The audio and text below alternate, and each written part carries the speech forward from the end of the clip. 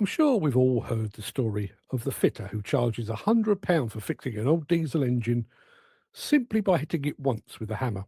When the customer questions how a single hammer blow can cost £100, the fitter says, "Oh, it's a pound for hitting it with a hammer, it's £99 for knowing where to hit it."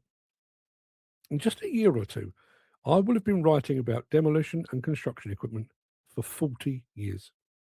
In all that time, I've visited more sites and factories than I care to remember. I've had long, detailed conversations with experts in their field, and much of their expertise, I'd like to think, has seeped into my pores by osmosis. When I sit down to write an article, whether it takes me an hour, a day, or a week, it draws upon my near 40 years in this game and is imbued with the knowledge of countless others. But I'm a realist. I know my place in the world. I don't expect to be paid as handsomely as Stephen King or J.K. Rowling. They are undeniable masters of the storytelling craft, and they measure their readers in the hundreds of millions. That being said, I don't think it's unreasonable for me to charge more than a 19-year-old reporter who has just left university, never written a published word, and has never set foot on a site or walked the production line of a factory. All of which eventually brings us to the subject of competence cards, experience, and rates of pay. Because, you see, just as in the writing world, there are those who deserve to be rewarded more highly than others. It is possible that a 20-year-old might have passed the test to hold a dozer operator's card. It's equally possible that he might be a very good operator, an absolute natural behind the levers. He might even have a slight edge over older, more experienced operators when it comes to understanding the tech that's baked into modern machines. You can probably sense there's a but coming, and you're right. That 20-year-old might live, sleep, and dream dozers. He might have a simulator on his PC and consume endless YouTube videos of machines in action. But has he ever had to start a machine in the depths of winter when diesel turns cloudy and begins to clog the filters and fuel lines? Has he ever operated on side slopes that test the machine to its limits and reconfigure the alignment of the horizon? Has he ever pushed a scraper or towed a ripper? Has he ever operated in material so dry the blade disappears in a haze of dust, or so wet that the tracks swell to twice their size? In each instance, that is where experience counts, and that is where experience should be rewarded.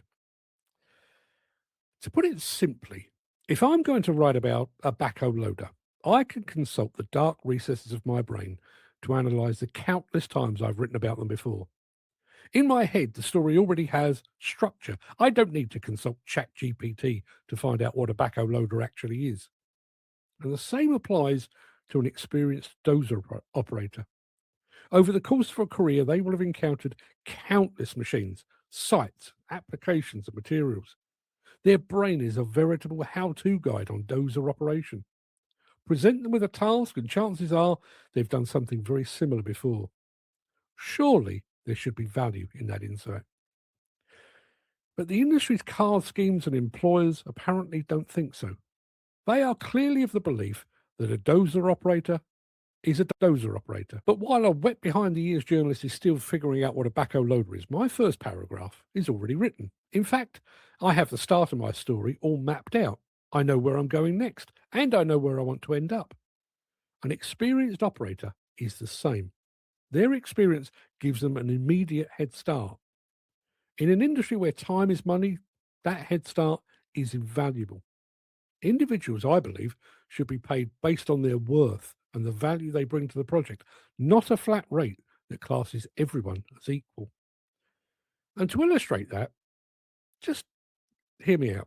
I called a podcast recently where former Manchester United players Gary Neville and Wayne Rooney discussed their respective wages while they were playing. Now, Gary Neville was an exceptional defender. He was club captain for a while and he represented his country numerous times. But I think he'd be the first to admit that he wasn't a star who could change a game through pure talent.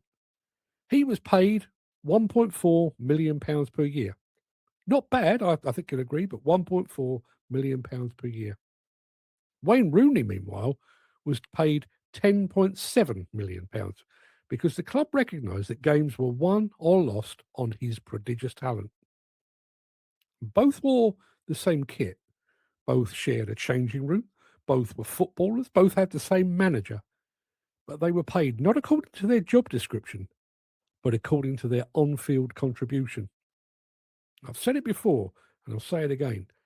Not all writers and not all footballers are created equal, and neither are equipment operators.